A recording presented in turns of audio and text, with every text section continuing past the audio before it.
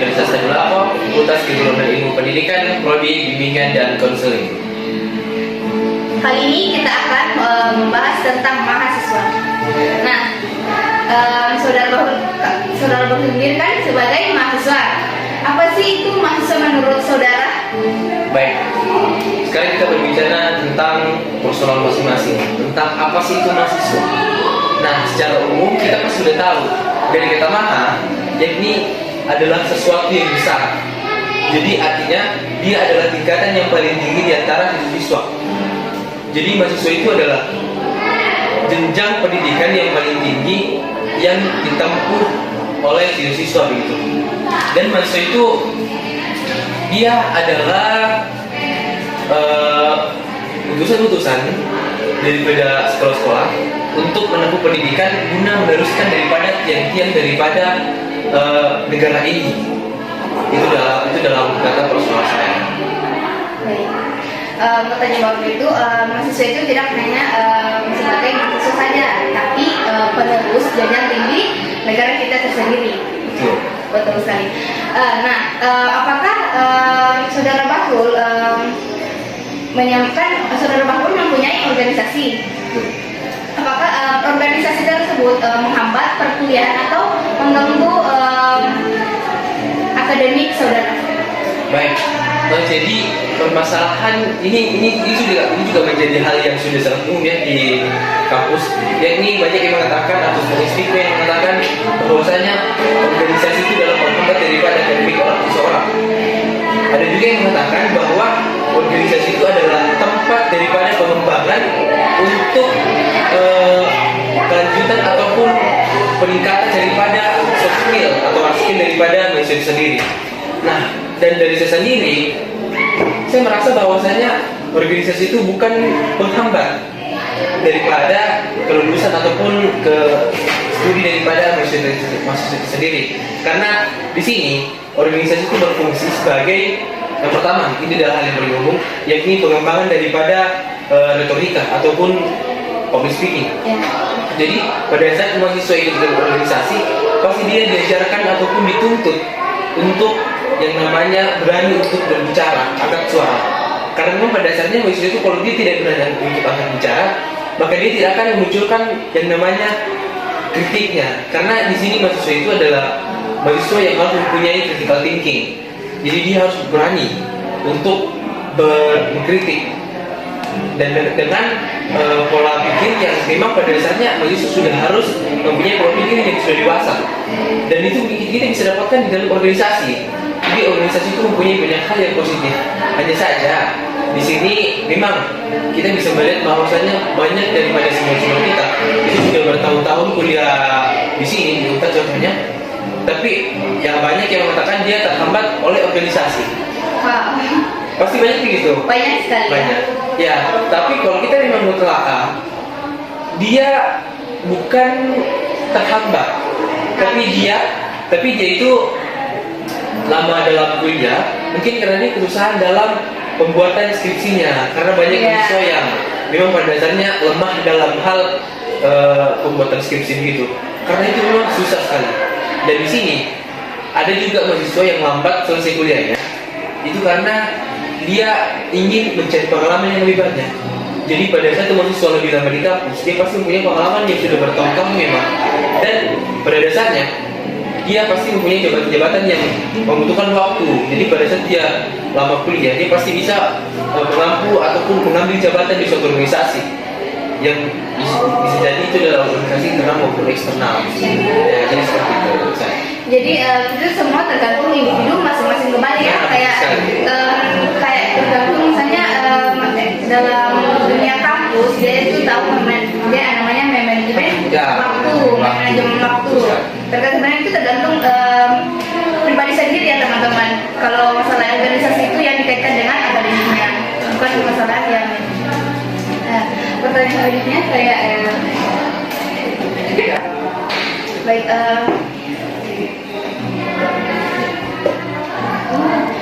pertanyaan selanjutnya. Baik, saya ini masih mempunyai pertanyaan tentang mahasiswa. Kalau kita berbicara tentang mahasiswa pasti nggak ada habisnya ya. Kayak sangat mahasiswa itu sangat luas.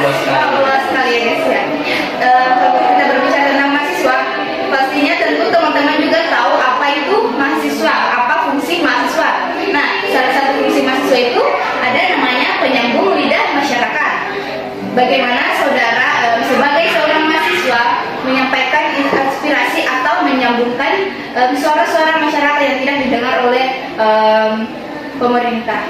Baik, sebelumnya seperti ini. Saya pernah ikut dalam suatu kajian di mana di situ ada seorang senior yang sebagai pemantik pada saat itu, dia mengatakan bahwasanya mahasiswa ini adalah middle bagi tatanan negara ini. Kenapa dikatakan middle? Yakni masyarakat itu ada di bawah, kan? Masyarakat di bawah, pemerintah di atas, mahasiswa di tengah. Ya. Nah, jadi di sini mahasiswa fungsinya pada saat ada sesuatu yang baik dari pemerintah, dia akan menyampaikan kepada masyarakat. Entah itu dalam bentuk dia turun langsung ke masyarakat, ataupun dia menyampaikan dalam bentuk informasi daripada komunikasi, itu dalam bentuk penyampaiannya. Jadi di sini mahasiswa itu perannya sangat penting. Yakni contoh, tadi kan sudah dari atas ke bawah, nah sekarang dari bawah ke atas. Jadi pada saat masyarakat mempunyai suatu masalah atau problem, yakni masyarakat mahasiswa ini dia akan mengaspirasikan kepada pemerintah yang mungkin kita sudah biasa mendapatkan dalam bentuk demo begitu. Betul. Nah, jadi mahasiswa ini mendemonstrasikan apa yang keluhan masyarakat disampaikan kepada pemerintah. Dan terus ya, kenapa harus melakukan demo ini? Jadi demo ini adalah suatu bentuk daripada pergerakan mahasiswa untuk menyampaikan kepada pemerintah. Karena kalau misal gini, kalau mahasiswa hanya menyampaikan dalam bentuk surat, itu pasti pemerintah kayak acuh tak acuh gitu dari sama mahasiswa. Iya, karena pemerintah tidak ada merasakan yang namanya tekanan. Beda dengan masyarakat. Masyarakat itu mempunyai status sosial yang berbeda-beda semua. Jadi pada saat pemerintah, jadi pada saat masyarakat, contoh mengalami kenaikan BBM. Nah itu kalau dia ada di masyarakat yang mempunyai status sosial yang baik, itu dia tidak merasakan perubahan yang signifikan. Tapi bagi masyarakat yang status sosialnya ada masyarakat yang rendah, itu pasti merasakan hal yang sangat merusak ekonomi mereka. Ya karena pada dasarnya yang baru-baru ini kan terjadi kan, yang penaikan harga BBM itu adalah hal yang sangat merugikan bagi masyarakat, contohnya bagi masyarakat petani, karena dia pada dasarnya harus ke sawah, harus angkut barang ini barang itu. Sedangkan kalau BBM naik, dia pasti mengeluarkan ongkos yang meningkat lagi, otomatis itu sangat merusak yang namanya ekonominya. Jadi itulah dimana di sini mahasiswa sebagai middle itu betul-betul harus menyampaikan daripada aspirasi masyarakat ataupun daripada penyampaian informasi yang positif dari pemerintah. Itu dia disampaikan semuanya. Gitu. Baik, teman-teman, keren sekali ya. Sebagai mahasiswa itu juga sangat berat ya. Banyak sekali pertanggungjawaban yang harus dilakukan. Sebagai mahasiswa sendiri itu tidak hanya berfokus pada jenjang pendidikan, tapi mahasiswa itu hadir di tengah-tengah masyarakat dengan pemerintah. Betul sekali. Dimana jika pemerintah ada laporan atau sesuatu masalah yang di masyarakat, tentunya mahasiswa yang pertama kali yang dituju. Dan jika sebaliknya masyarakat mempunyai masalah dengan pemerintah, dan tentunya siswa juga akan turun tangan dan akan menyampaikan masalah-masalah yang dihadapi masyarakat tersebut ke pemerintah tersendiri.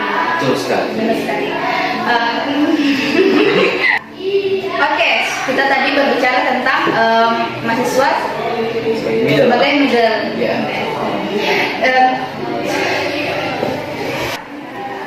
Baik, tadi kan kita berbicara tentang mahasiswa sebagai middle. Nah, sebagai mahasiswa itu bagaimana caranya menjalankan perannya? Oke. Jadi kita sebagai mahasiswa pasti itu punya peran memang di sini.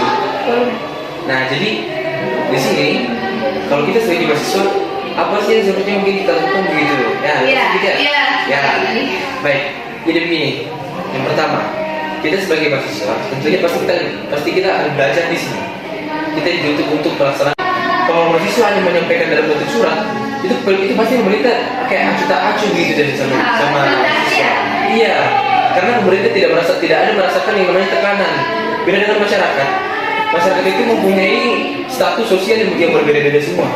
Jadi pada saat pemerintah, jadi pada saat masyarakat, contoh mengalami kenaikan BBM. Nah itu kalau dia ada di masyarakat yang mempunyai status sosial yang baik, itu dia tidak merasakan perubahan yang signifikan. Tapi bagi masyarakat yang status sosialnya adalah masyarakat yang rendah, itu pasti merasakan hal yang sangat merusak ekonomi mereka. Ya karena pada dasarnya yang baru-baru ini kan terjadi kan, yang penaikan harga BBM itu adalah hal yang sangat merugikan bagi masyarakat, contohnya bagi masyarakat petani. Karena dia pada dasarnya harus ke sawah, harus angkut barang ini barang itu. Sedangkan kalau BBM naik, dia pasti mengeluarkan ongkos yang meningkat lagi. Otomatis itu sangat merusak yang namanya ekonominya. Jadi itulah dimana di sini mahasiswa sebagai middle itu betul-betul harus menyampaikan daripada aspirasi masyarakat ataupun daripada penyampaian informasi yang positif dari pemerintah. Itu dia sampaikan semuanya. Gitu. Baik, teman-teman, keren sekali ya, sebagai mahasiswa itu juga sangat berat ya, banyak sekali pertanggungjawaban yang harus dilakukan. Sebagai mahasiswa sendiri itu tidak hanya berfokus pada jenjang pendidikan, tapi mahasiswa itu hadir di tengah-tengah masyarakat dengan pemerintah. Betul sekali. Dimana jika pemerintah ada laporan atau sesuatu masalah yang di masyarakat, tentunya mahasiswa yang pertama kali yang dituju. Dan jika sebaliknya masyarakat mempunyai masalah dengan pemerintah, dan tentunya siswa juga akan turun tangan dan akan menyampaikan masalah-masalah yang dihadapi masyarakat tersebut ke pemerintah sendiri. Betul sekali. Benar sekali. Oke, kita tadi berbicara tentang mahasiswa sebagai middle.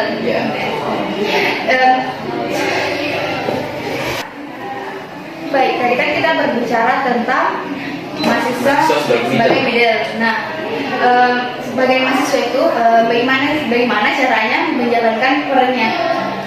Oke. Jadi kita sebagai mahasiswa pasti itu punya peran memang di sini. Nah, jadi di sini kalau kita sebagai mahasiswa apa sih yang sebenarnya mungkin kita lakukan begitu? Baik. Jadi begini, yang pertama, kita sebagai mahasiswa tentunya pasti kita akan belajar di sini. Kita dituntut untuk melaksanakan akademik. Nah, jadi di sini akademik yang seharusnya kita jalankan di sini, jadi pada saat kita di kelas kita betul-betul merasakan atau kita betul-betul totalitas di dalam menjalankan peran kita sebagai mahasiswa. Jadi belajar. Dari sini belajar dalam artian kita membaca. Kita membaca. Setelah kita membaca, kita mencoba untuk menjalankan atau kita mencoba untuk mengaktualisasikan hasil daripada bacaan kita. Nah, setelah kita mengaktualisasikan, kita bisa juga kita